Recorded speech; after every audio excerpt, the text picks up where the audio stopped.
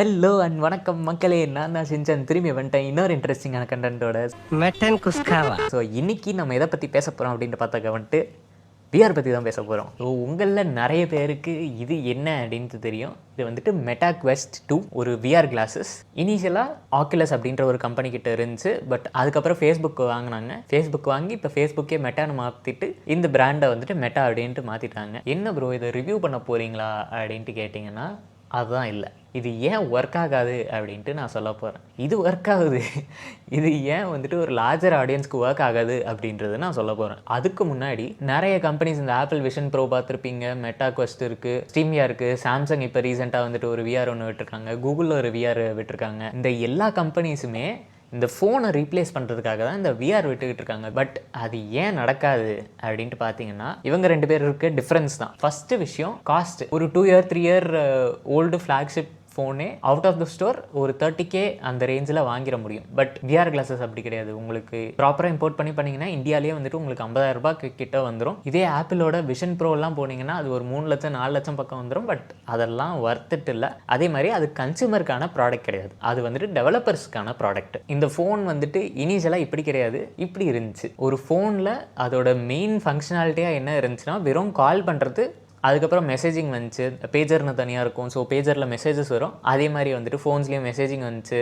மெசேஜஸ்க்கு அப்புறம் வந்துட்டு அந்த யூட்டிலிட்டிஸான ஃப்ளாஷ் லைட்டு, கேல்குலேட்டர், அதுக்கப்புறம் கேம்ஸ் வந்துச்சு. அதுக்கப்புறம் கேமரா, எல்சிடியிலேருந்து கலர் டிஸ்பிளே வந்துச்சு. கலர் டிஸ்பிளேலேருந்து கொஞ்சம் கொஞ்சமாக நிறைய ஃபீச்சர்ஸ் ஆட் ஆகி பெட்டர் ப்ராசஸர், அப்புறம் மல்டிபிள் கேமராஸ் வந்துச்சு. இது எல்லாம் வந்து ஒரு எவல்யூஷனோட பீக் ஃபார்மில் இருக்கிறது தான் இந்த டிவைஸ். இந்த எவல்யூஷனோட பீக் ஃபார்மில் இருக்க இவனை பிகினிங்கில் இருக்க இவனை வச்சு எப்படி ரீப்ளேஸ் பண்ண முடியும்? உங்களுக்கு இப்போ விஆரில் யூஸ் பண்ணுறதுக்கு பெரிய விஷயமா எதுவுமே இல்லை. ஒரு பேசிக்கான ரோப்ளாக்ஸ் அந்த மாதிரி பேசிக் கேம்ஸ் இருக்கும். இல்லை நீங்கள் பிசியில் கனெக்ட் பண்ணி விளையாடுறதுனால ஒரு சில பேசிக் கேம்ஸ் தான் இருக்கும். அந்த அளவுக்கு எக்ஸ்டென்சிவாக கேம்ஸ் இருக்கும். பட் யூடியூப்லேயும் வந்துட்டு ஒரு ரொம்ப சின்ன லைப்ரரி தான் இருக்குது அந்த அவ்வளோ பெரிய ஸ்க்ரீன் ரியல் எஸ்டேட்டை யூஸ் பண்ணுறதுக்கே. அது மட்டும் இல்லாமல் நிறைய கண்டென்ட் இல்லை, அதுதான் காரணம். என்னதான் வந்துட்டு விஆர் வந்து ஒரு 10 வருஷம் கிட்ட இருந்தாலும் அந்தளவுக்கு எக்ஸ்டென்சிவான ஒரு லைப்ரரி இல்லை. அதே மாதிரி அந்த அளவுக்கு ஒரு ப்ராப்பரான யூஸ் கேஸும் இல்லை. அண்ட் தேர்ட் விஷயம், நிறைய பேருக்கு இந்த ஹெல்த் ப்ராப்ளம்ஸ் வருது. மோஷன் சிக்னஸ்னால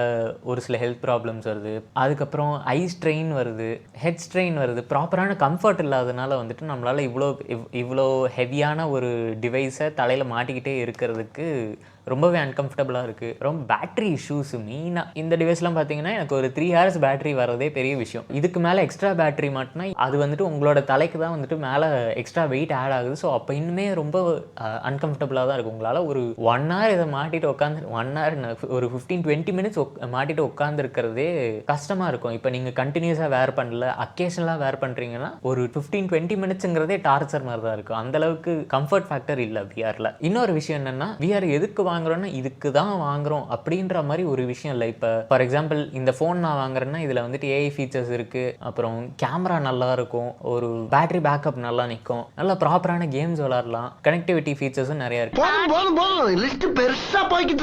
இந்த மாதிரி கீ ஃபீச்சர்ஸ் அப்படின்றது இருக்குது இல்லையா, அந்த கீ ஃபீச்சர்ஸ் எதுவுமே வந்துட்டு விஆரில் இல்லை. ஒரே ஒரு ஃபீச்சர் இமர்ஷன், அது மட்டும்தான் இருக்குது, வேற எதுவுமே கிடையாது. சரி, இவ்வளோ பிரச்சனை இருக்குது, இதெல்லாம் எப்படி ஓவர் கம் பண்ணலாம் அப்படின்ட்டு பார்த்தீங்கன்னா ஒரு விஷயத்தை ஓவர் கம் பண்ணிட்டாங்க, இந்த நீட் ஃபார் எக்ஸ்டர்னல் கண்ட்ரோலர்ஸ். இது வந்துட்டு ஆப்பிளில் அவங்களோட ஹேண்ட் ட்ராக்கிங் ஃபீச்சர் நல்லா இருக்குது. ஆப்பிளை விட ஈவன் மெட்டா குவெஸ்ட் 3ல கூட வந்துட்டு அதோட ஹேண்ட் ட்ராக்கிங் ஃபீச்சர் சூப்பராக இருக்குது அப்படின்ற மாதிரி சொன்னாங்க. நான் ஹேண்ட்ஸ் ஆன் ட்ரை பண்ணல, கூட சீக்கிரம் சான்ஸ் கிடைச்சா பண்ணுவோம். ஸோ அவங்க மெயினாக கண்ட்ரோலர்ஸை வந்துட்டு எக்ஸ்ட்ரா ஹார்ட்வேரை எலிமினேட் பண்ணாங்கன்னா இன்னும் கொஞ்சம் அதை வாங்கிறதுக்கு நிறைய பேர் ஆசைப்படுவாங்க. ஏன்னா இதுக்கே கண்ட்ரோலருக்கெல்லாம் வந்துட்டு அடிக்கடி பேட்டரி மாற்ற வேண்டியது இருக்குது. ஸோ அது ஒரு extra battery to charge, extra battery to change அப்படின்னு இருக்கிறதுனால அது ஒரு அவ்வளோ பெரிய ட்ராபேக் இல்லை, பட் ஒரு மைனர் ட்ராபேக் அப்படின்ட்டு வச்சுக்கலாம். அதுக்கப்புறம் மெயினாக இந்த வெயிட்டை குறைச்சி கம்ஃபர்ட்டை இன்னும் பெட்டராக இம்ப்ரூவ் பண்ணாங்கன்னா ரொம்பவே நல்லாயிருக்கும். அது மட்டும் இல்லாமல் கண்டென்ட் நிறைய வேணும். இதில் வெறும் இமர்ஷன் அப்படின்ற அதே ஒரு நீஷ் ஃபீச்சரை மட்டும் விட்டுட்டு நிறைய கண்டென்ட் ஃபோக்கஸ்டாக நிறைய கேம்ஸ் டெவலப் பண்ணலாம், இல்லைன்னா ஒரு அப்ளிகேஷன் டெவலப் பண்ணலாம். ஒரு ஃபார் எக்ஸாம்பிளுக்கு வந்துட்டு ஒரு வர்ச்சுவல் ரூம் மாதிரி நம்மளே செட்டப் பண்ணி அந்த மாதிரி விஷயங்கள் கொண்டு வரலாம். அண்ட் ஒரு ஆஃபீஸ் ஒர்க் ஸ்பேஸ் மாதிரி வச்சுருக்கலாம். இப்போ இப்போ ஒர்க் ஃப்ரம் ஹோமில் இருக்கவங்கலாம் எல்லாரும் ஒவ்வொரு இது கண்ணாடி மாட்டிட்டு அந்த மாதிரி யூஸ் பண்ணலாம். அதுக்கப்புறம் வந்துட்டு கிராஸ் பிளாட்ஃபார்ம் கம்பேட்டபிலிட்டி, ஏன்னா மல்டிபிள் விஆர் பிளாட்ஃபார்ம்ஸோட கம்பேட்டபிளாக இருக்கணும். இப்போ ரீசெண்டாக பார்த்தீங்கன்னா ஸ்டீம் வந்துட்டு அவங்களோட ஸ்டீம் ஓஎஸை ஓப்பன் சோர்ஸாக ரிலீஸ் பண்ணியிருக்காங்க. ஸோ அந்த ஓஎஸ் வச்சு யார் வேணா எந்த ஹேண்ட்ஹெல்ட் கேமிங் கம்பெனி வேணா வந்துட்டு அந்த ஓஎஸை யூஸ் பண்ணி அவங்களோட ஹார்ட்வேருக்கு டெவலப் பண்ணலாம். ஸோ அது உண்மையாலுமே நல்ல விஷயம். அது மட்டும் இல்லாமல் அது கிராஸ் பிளாட்ஃபார்ம் கம்பேட்டபிலிட்டியும் வந்துட்டு இம்ப்ரூவ் பண்ணும். இதே மாதிரி இப்போ இந்த மெட்டா ஓஎஸ், வேர் ஓஎஸ், ஆப்பிளோட அந்த விஷன் ஓஎஸ் அந்த மாதிரி தனித்தனியாக யூஸ் பண்ணுறது ஆப்பிளை விட்டுருங்க, அவன் வந்துட்டு அவன் தனி ரகம். மீதி இருக்க எல்லா விஆர் டெவலப்பர்ஸும் வந்துட்டு கம்பைன் பண்ணி ஒரே சேம் ஓப்பன் சோர்ஸ் ஓஎஸ் மாதிரி இது பண்ணாங்கன்னா மேபி ஒரு காமனாலிட்டி வரும் இல்லையா. ஃபார் எக்ஸாம்பிளுக்கு ஆண்ட்ராய்ட் ஃபோன்ஸில் நான் ஒரு பிக்சல் எடுத்தாலும் ஆண்ட்ராய்டு தான், சாம்சங் எடுத்தாலும் ஆண்ட்ராய்டு தான் இல்லையா. ஸோ அந்த மாதிரி ஆல்மோஸ்ட் எல்லா விஆர்ஸ்க்கும் வந்துட்டு ஒரே ஓஎஸாக இருந்துச்சுன்னா உங்களுக்கு கிராஸ் பிளாட்ஃபார்ம் கம்பேட்டபிளாக இருக்கும். இப்போ ஃபார் எக்ஸாம்பிள் அந்த குயிக் ஷேர்லாம் இருக்குது இல்லையா, அந்த மாதிரி விஷயங்கள் அட்வான்டேஜஸாக வரலாம். அதே மாதிரி இந்த விஆர் டெவலப்மெண்ட் நிறைய கண்டென்ட் வரணும் அப்படின்ற மாதிரி நான் ஒரு விஷயத்த சொன்னேன். பட் அதுக்கு கான்ட்ரவர்சியலாக என்னதுன்னா, அதை நிறைய பேர் யூஸ் பண்ணால் தான் அதுக்கு நிறைய பேர் கண்டென்ட் டெவலப் பண்ணுவாங்க.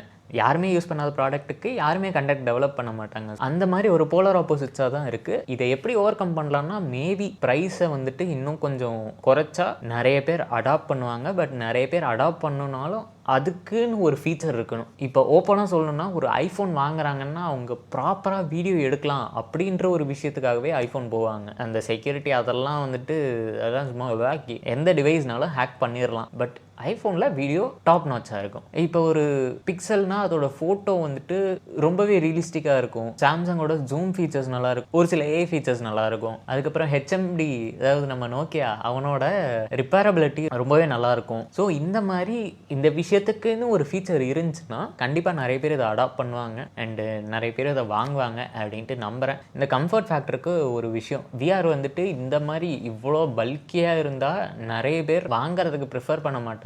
வேற இந்த மாதிரி அவ்வளோ நோட்டிசபிளாக இல்லாமல் ஒரு கிளாஸஸ் மாதிரி நார்மல் ஸ்பெக்டக்கல்ஸ் மாதிரி இருந்துச்சுன்னா நிறைய பேர் வாங்குறதுக்கு ட்ரை பண்ணுவாங்க. ஸோ இதை பற்றி தான் நான் பேச நினச்சேன். I hope it was informative. அடுத்த வீடியோவில் பார்ப்பேன். என்ன பாய்.